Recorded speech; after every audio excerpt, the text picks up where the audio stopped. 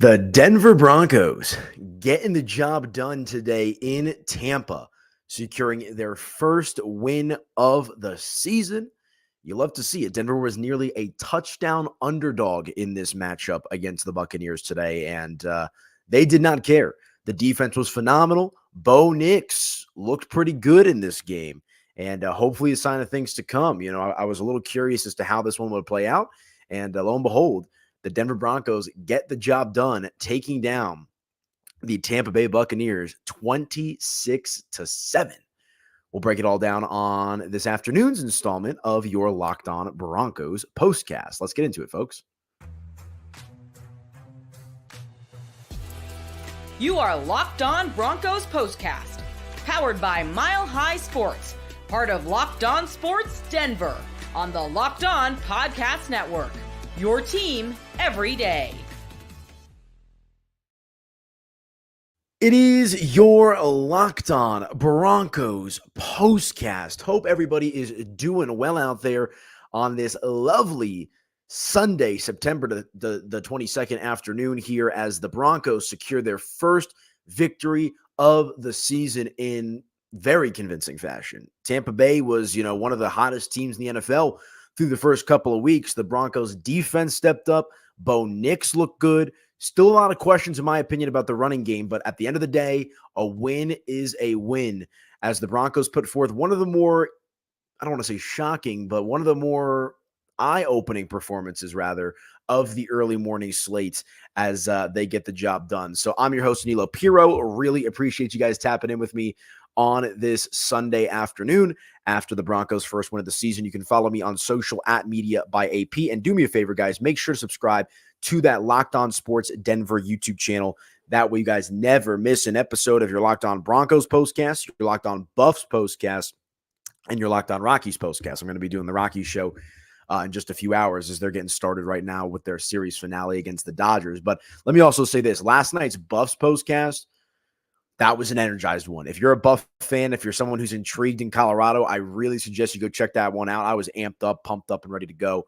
So check that out and make sure to subscribe to Locked On Sports Denver YouTube channel. But today's episode of your Locked On Broncos by FanDuel, and I love FanDuel because I'm looking all right today with the bets. But place your first $5 bet, and you'll get started with $200 in bonus bets guaranteed. Visit FanDuel.com to get started. More from our friends over at FanDuel in just a little bit. But all right, let's dive right on into it, folks. And the story of the game, in my opinion, Bo Nix and the Broncos offense. The first couple of games, rough, very rough, and let's start out with a little bit of a big picture thought, if we could. And I think I mentioned this time and time again on the postcast last week. I probably mentioned it after week one against Seattle as well.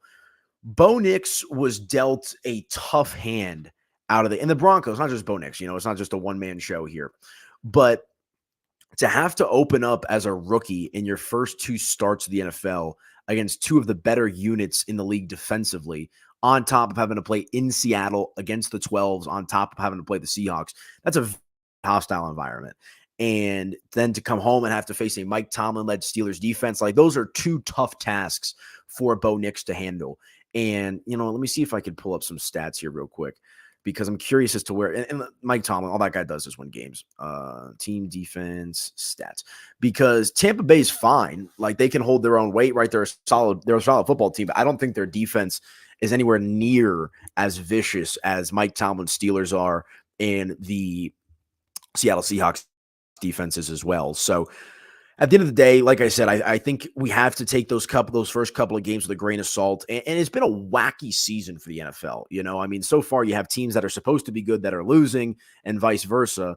Let's take a look at it. I'm not sure how completely updated these bad boys are right now, but yeah, the Steelers currently ranking in points per game allowed. They're second in the NFL. Seattle's in the middle of the pack, and then you've got Tampa Bay, who's also in the middle of the pack. But I just felt like this was a better opportunity for Bo Nix to try to find his footing, and he did just that. I thought Bo Nix and the Broncos offense was great today, minus the running game. They've got to figure out a way to try to get that thing going. But the stat line for Bo Nix today, no touchdown passes yet, 25 for 36, 216 yards passing. No touchdowns, but no interceptions, and had a quarterback rating of 85. So you'll take that each day of the week. any given Sunday if you're the Broncos right now with a rookie Bo Nix, especially knowing the lack of talent that they have at the skill positions. Like, you've got Cortland Sutton, and then it's kind of just a bunch of guys. The running game is essentially non-existent. So all things considered, I think Bo Nix and the offense did their job today. They look good. Bo did rush for a touchdown today as well. First touchdown of the game for the Broncos. And that's what I liked about this is Seattle, right? You got to kind of have to get the jitters out. Pittsburgh was just kind of a wacky game across the board, but I like that the Broncos came out and asserted themselves because you're going up against the Tampa Bay Buccaneers team that's, entered this matchup 2-0, riding high, feeling pretty good about themselves. And at the end of the day, like, the Broncos needed to play a little bit desperate. And I think they did just that by, coming out and stringing together a couple of good drives and running up this score early. I mean, Denver entered into the second quarter with a 14-0 lead, which altered the game plan for Tampa Bay and forced them to kind of adjust. So, love to see that as the Broncos, as I mentioned, getting the job done today over the excuse me, why am I blanking? Tampa Bay Buccaneers. Sorry. I'm like looking at some stats as I'm trying to talk to you guys. But let me know how you guys are feeling out there, Broncos country. Drop some comments. We've already got one from my guy, 36 USMC. Peyton is 8-0 against Todd Bowles. I will be happy if we beat the Jets next week. This game was pretty much a given. I'll disagree with you in the sense that it was a given. I think the Broncos had a chance, and obviously they were able to take advantage of that opportunity and get the job done today against Tampa. But that's a good little historical nugget there that Sean Payton has done a good job of taking down a Todd Bowles-led team when he was with the Jets and obviously now with Tampa and whatnot, have some division rival history there. And they had made note of that on the TV broadcast and that's why I wanted to start the show with kind of like the setting of the table of the two different defenses that Denver had to face early, because they mentioned on the broadcast that Sean Payton and company felt very comfortable trying, in regards to trying to dissect and expose a little bit of that Tampa defense and their scheme and what they run. And that's what it felt like today. Like, Bo Nix just looked a lot more comfortable, looked like he was set up for success. Tyler Beatty, is he potentially going to assert himself as RB1 for the Denver Broncos? Because Javonte Williams and Jaleel McLaughlin just aren't getting the job done, guys. And for Javonte Williams, man, it's 3 games, right? But now we're kind of getting to the point where, all right, the quarter of the season's almost here, and the returns from the running backs have not been great. We'll save some of that conversation for a little bit later on in the show, but I think that Tyler Beatty did a good job of stepping up with the opportunities that he was granted today. And Beatty finishes as the Broncos' leading rusher, 9 carries for 70 yards, including a 43-yard burst as well. So that's a good thing. I mean, Bo Nix was your second leading rusher today, 9 carries for 47 and that initial touchdown, as I mentioned. But the other guys have just been non-existent in Javonte Williams and McLaughlin. And I know that Jaleel had a touchdown there at one point for the Broncos, but definitely something to keep an eye on in regards to how Denver wants to adjust their run game moving forward with the players that they have. But I think this first segment's got to be all about the Bo Nix show, man. And, there was a couple of bad throws, a couple of missed throws from Bo Nix, but you're going to have to live with that at this point, with him being a rookie and getting his feet wet in the NFL. But for me, the stats maybe don't pop off the stat sheet, but the eye test is there. Bo Nix today looked a lot more cool, calm, and collected, very composed. It felt like more in the pocket. And he did a good job of improving as well. There was a number of times where the Broncos offensive line, Garrett Bowles, let some blocks go, Quinn Miners and company, and Bo Nix was able to use his athleticism to his advantage, scramble out of the pocket, rush for some yards, find an open man downfield. And so you see the youth and athleticism for Bo Nix was on display today, which is, I think, a big reason as to why Denver was able to keep their foot on the gas and really not let Tampa into this game after Denver jumps out to that 14-0 lead. So I thought Bo Nix was great. I shouldn't say great, but I thought Bo Nix was solid, and he looks to be getting a little bit more comfortable. Again, those first 2 weeks against Seattle and Pittsburgh, those are tough matchups for Bo Nix. And, we had talked about it on the game or on the postcast last week. We've talked about it on the Mile High Sports social channels as well. Sean Payton needs to simplify the offense. And I think you saw that today, a lot more quick routes, Cortland Sutton getting open on some stick routes and whatnot. And I liked the game plan today for Sean Payton and the Broncos offense more so than I've liked it in the previous 2 matchups. And, we'll have to kind of see how it shakes out from there. But Cortland Sutton, 7 receptions for 68 yards. Lil Jordan Humphrey getting involved today, 6 receptions for 37 yards. Josh Reynolds, only 2 receptions, but big chunk plays, 18 yards. per average on the reception. There were 36 yards receiving. Javonte Williams was able to add 29 yards out of the backfield as well. Receiving, that is, of course. And again, not a ton of offense from Denver today, but they did just enough. And frankly, their defense was electric. And we know that Denver's defense is solid, but they did a good job of not having to put the weight of the world on Bo Nix's shoulders. And I think that's a large reason as to why the Denver Broncos were able to escape with the victory today in Tampa over the Buccaneers. Again, your final score 26-7. So we'll see if Denver can try to keep some of that momentum going next week as the New York Jets come to town. So, all right, let's hit our first break. When we come back, we'll continue along with the conversation. I want to dive into that Denver Broncos defense and how they were able to slow down Baker Mayfield since he shut Mike Evans out of this game. And the Buccaneers did not look like the Buccaneers team that we've seen for the first couple of weeks of the season. So let's hit that break. We'll come back, do just that, talk a little Denver Broncos defense as the Broncos secure their first victory of the season, 26-7, beating the Tampa Bay Buccaneers on Sunday afternoon. All right, stick with us, folks. We'll continue along with it when we come back right here on your Locked On Broncos postcast. Back in a few.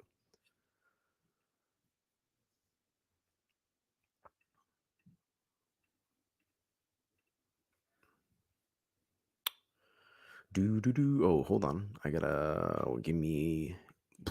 cue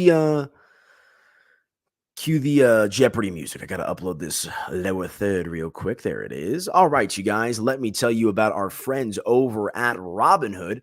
Because with Robinhood Gold, you don't need a silver spoon to eat up the financial favors of the 1%. Robinhood Gold allows others to get the rates and perks usually reserved for the high society. Now the resourceful individual with Robinhood Gold can earn the very liberal rate of 4.5% APY on uninvested cash, receive unlimited 1% deposit bonuses, and be rewarded with a handsome 3% retirement boost on an IRA account. Robinhood Gold provides the privileges of a high net. Robinhood Gold provides the privileges of a high net worth for any net worth. These generous benefits are now available for only $5 a month. The new gold standard is here with Robinhood Gold. Sign up at Robinhood.com/gold. Terms they do apply. For product-specific disclosures, visit Robinhood.com/gold. Investing involves risk. Rates may change. Gold membership is offered by Robinhood Gold LLC. So that's our friends over at Robinhood, guys. Be sure to get started with them at Robinhood.com/boost, or you can check them out online once again at Robinhood.com/gold. Be sure to let them know that Locked On Broncos sent you, and good luck out there. And let me also tell you about the fine folks over at Prize Picks, guys, because Prize Picks is America's #1 daily fantasy sports app with over 5 million active members. Prize Picks is the easiest and most exciting way to play daily fantasy sports. Unlike other apps, on Prize Picks, it's just you against the numbers. All you do is pick more or less on 2 to 6 player stat projections and watch the winnings roll in. And if you guys like bonuses and promotions, our friends over at Prize Picks have got you covered, because now you can win up to 100 times your money on Prize Picks with as little as 4 correct picks. Want to play Prize Picks alongside celebrities like Drewski, Joe Budden, and Sugar Sean O'Malley? You can now find community plays under the promos tab of the app to view entries from some of the biggest names in the Prize Picks community each week. And guys, Prize Picks is the only real money daily fantasy sports platform with an injury insurance policy. I love this. So that your Prize Picks lineup stays in play even if one of your players gets injured. If your player leaves in the first half and doesn't return, your Prize Picks are still live. Prize Picks puts their members first, so all withdrawals are fast, safe, and secure. When my picks hit, I can get my money in as quick as 15 minutes. Prize Picks invented the flex play as well, which means you can still cash out if your lineup isn't perfect. You can double your money even if one of your picks doesn't hit. What are you guys waiting for? Download the Prize Picks app today and use code LOCKEDONNFL and get $50 instantly when you play $5. That's code LOCKEDONNFL on Prize Picks to get $50 instantly when you play $5. You don't even need to win to receive the $50 bonus. It's guaranteed. Prize Picks, run your game. Be sure to check out our friends over at Prize Picks, guys. Again, download the Prize Picks app today and use code LOCKEDONNFL and get $50 instantly when you play $5.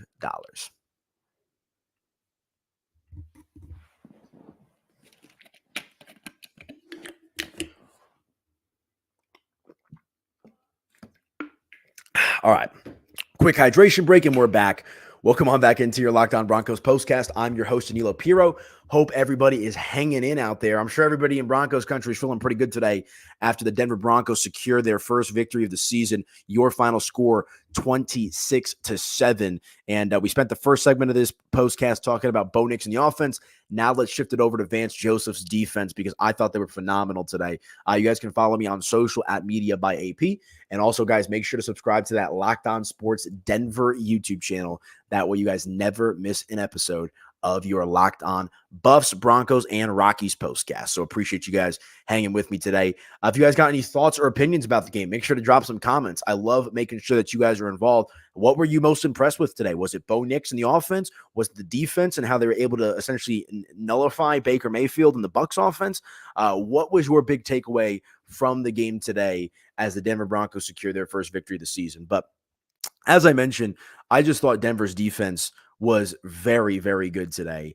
And they did a good job of limiting the explosive play for Baker Mayfield in the offense. I mean, Mayfield today threw for under 175 yards. He was 25 for 33 with 163 yards passing for an average of 4.9 yards per reception, 1 touchdown, 1 interception, and a quarterback rating of 83.3.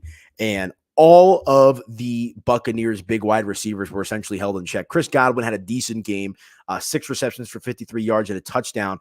But the big guy, Mike Evans, number 13, he only had 2 receptions today for a mere 17 yards. So the Broncos essentially took Mike Evans out of the game for the Tampa Bay Buccaneers offense, which I think was just very, very impressive. I thought Riley Moss, man, he had himself a nice game.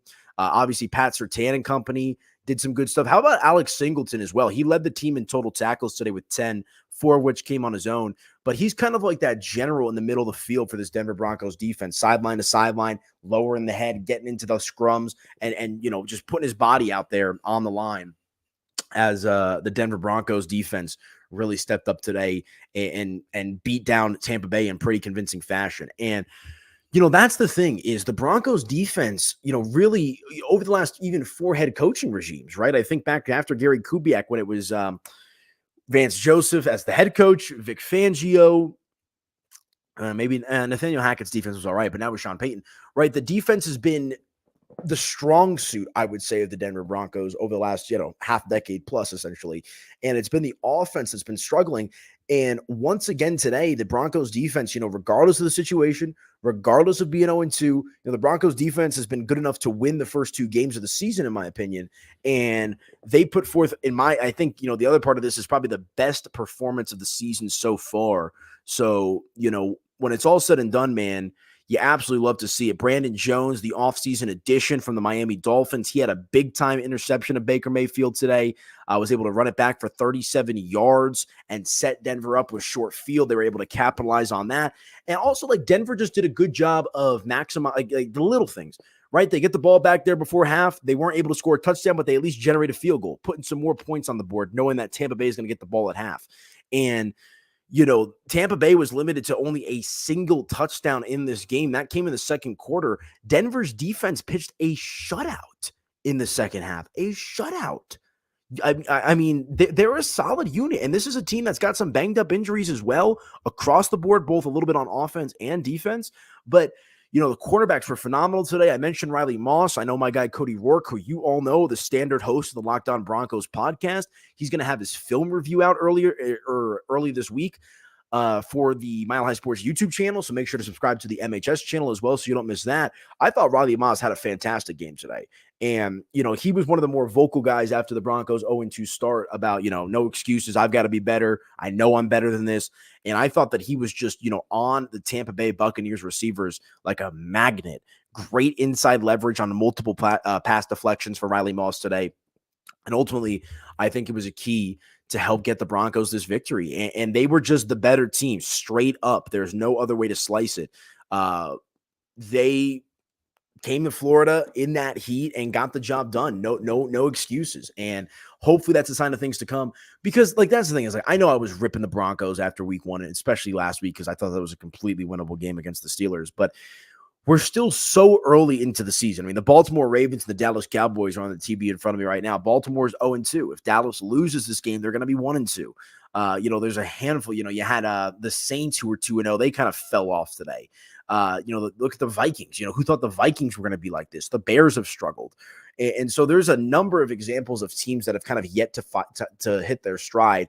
And I know that the early returns for Bo Nix had not been so great. And look, you got to analyze it with what we have, right? I mean, the reality situation is, like I just said, it hasn't been great for Bo Nix through the first 2 games. But you also, I think, need to be a little bit patient. And I don't think that we can really jump to conclusions about this Denver Broncos team until we get to around week 8 or week 9. I think we need to see them play, against different levels of competition, home, road, whatever it might be. And so I think the jury is still very much out on what this Denver Broncos team can be this season. Do I think they're going to make the playoffs? No, I'll come right out and say that. I do not think they are. But I think this season is more so about identifying a direction and working towards what you're trying to build as an organization. So that way next season and the following year, you're really set up for success. And I thought today was a good showing of what this Denver Broncos team can do when they start to click on all cylinders. And I still think the offense isn't anywhere near what Sean Payton wants it to be. Obviously, they were able to put up some points today and move the ball, which was nice. But, once they get some better skill position players and Bo Nix becomes more comfortable as a quarterback, maybe they got something here on offense, guys. And like I said, they were able to dissect and just pick apart this Tampa Bay defense today. But now can they do it again next week, right? You want to see them try to build some momentum as these games progress. So we shall see. But all right, let's hit our final break. When we come back, we'll put a bow on the show already. Man, it's flying by. And we'll break down a little bit more of this game, some more big picture thoughts, and a quick look ahead to next week's matchup against the New York Jets. So drop some comments, guys. If you're watching on YouTube right now, let me know how you guys are feeling. Let me know what you're thinking. How impressed were you with the Broncos today? Do you think this is a sign of things to come? What was the most impressive part of the game to you today? Was it the offense? Was it the defense? Was it Bo Nix? Was it the receivers? Was it Riley Moss? Was it Pat Surtain, Alex Singleton? A lot of good positive takeaways from the Denver Broncos game today. So drop some comments. Let me know what you guys are thinking, and I'll read some of those when we come back right here on your Locked On Broncos postcast. Stick with us, folks.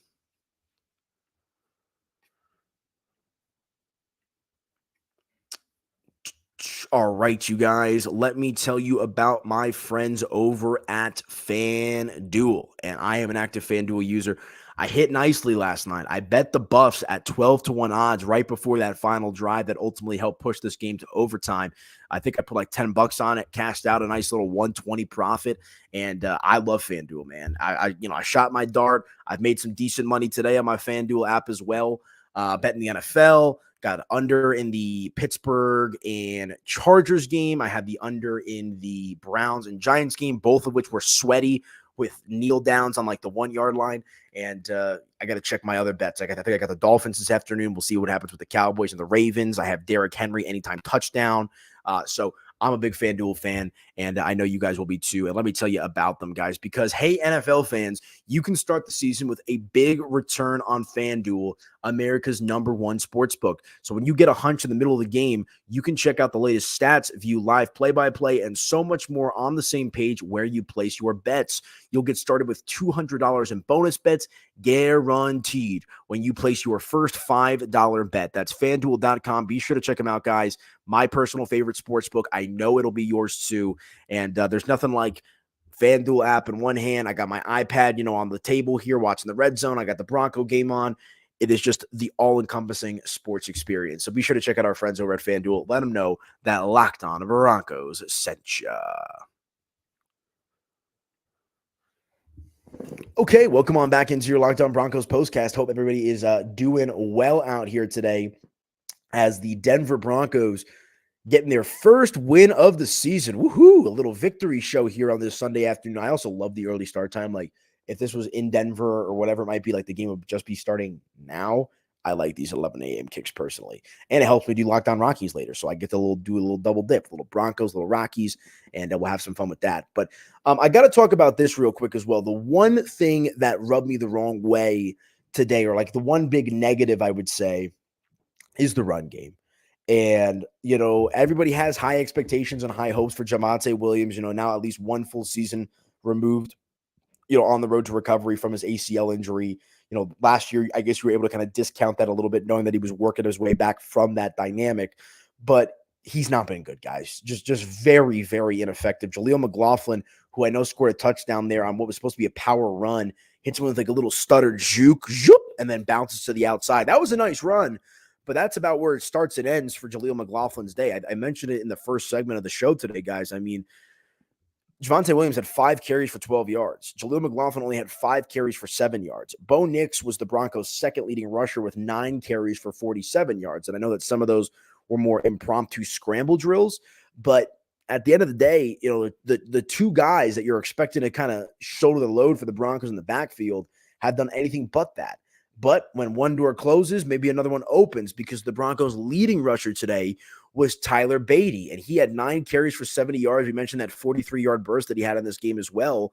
And I would not be surprised if Tyler Beatty starts to get featured in this offense a little bit more. He's the one guy, what was it, last week? I think he only had 1 carry for, 15, 17 yards, something like that, if I'm remembering off the top of my head. But he's the one guy that in the opportunities he's been given, he's done a good job of making the most of them.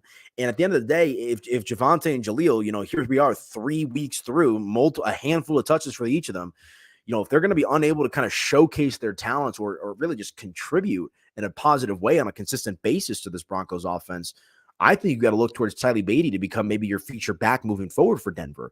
And like I said earlier in the show, jury's still out about this Broncos team. Still a lot of time for them to try to, find their identity, find what works well and what doesn't. But so far, the running backs, and Javonte and Jaleel have not been good. Meanwhile, Tyler Beatty's the one guy that seems to be making the most of his opportunities.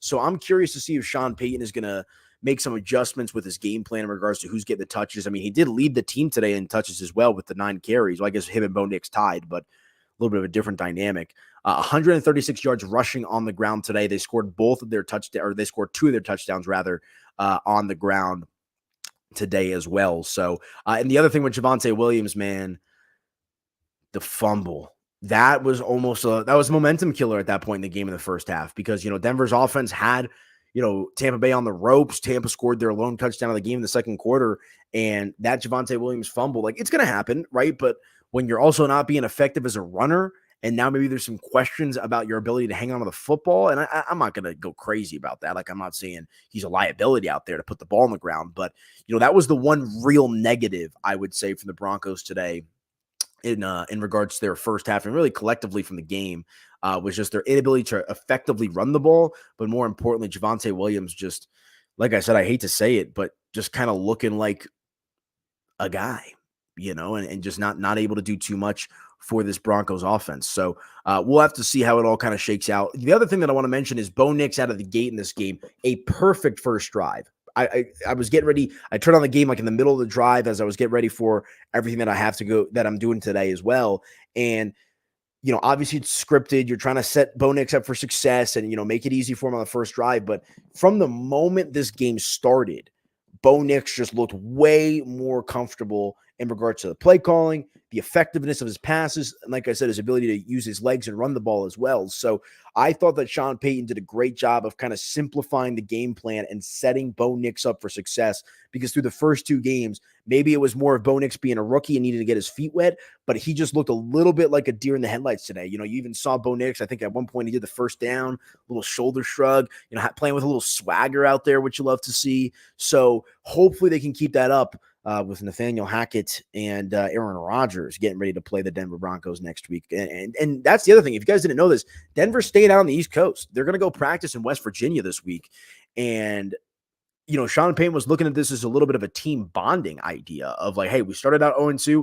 Let's try to get the win in Tampa. We'll all be together in a different state away from home, stay locked in together, build together, learn with each other, and hopefully try to, come back from this little East Coast swing with a 2-0 record. And if that's the case, the Broncos will be at 500, and you feel a lot better about your chances moving forward down the stretch this season.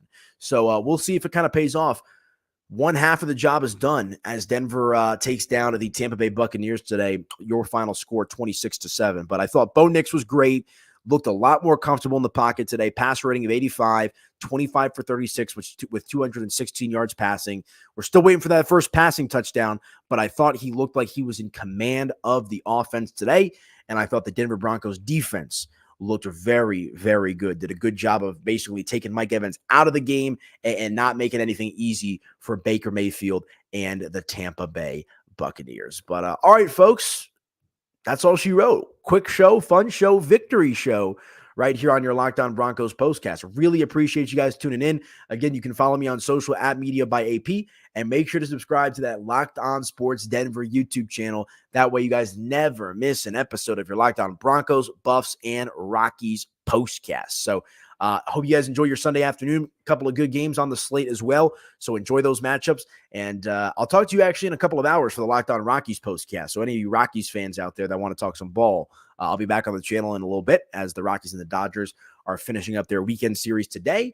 And we'll continue along with it all as the season progresses. Back next Saturday for the Buffs postcast as they take on UCF. And, of course, Broncos-Jets. That should be a fun one as well. So make sure to subscribe, guys. Appreciate you guys tapping in. Follow me on Soch at Media by AP. Broncos win. First win of the season. Victory show. Let's do it again next week, huh?